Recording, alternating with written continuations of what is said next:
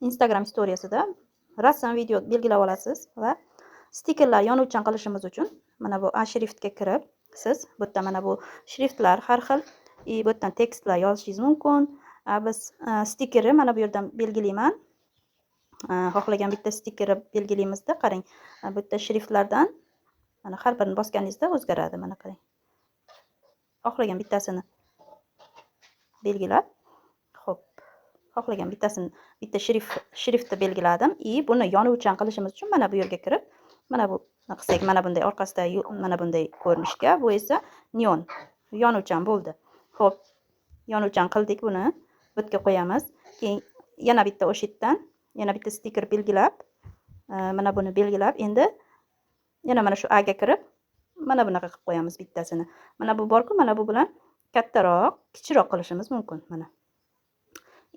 Ptichkani bosib chiqamiz.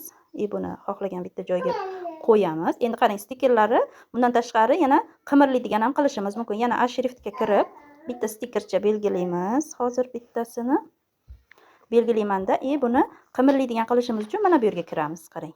Mana yonida qimirlaydigan har xil mana bunaqa funksiyalari bor.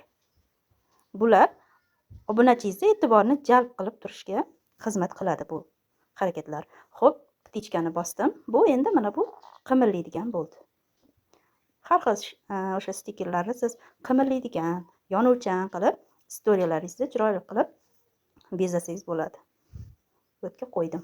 Buni galereyamizga saqlab olishimiz uchun 3 ta nuqtani bosib, сохранitni bosamiz. Galereyamizga tushadi. Bu сохранить qilmasdan shu holida istoriyamizga qo'yishimiz uchun mana bu yerni bosib, istoriyamizga qo'yib olsak bo'ladi.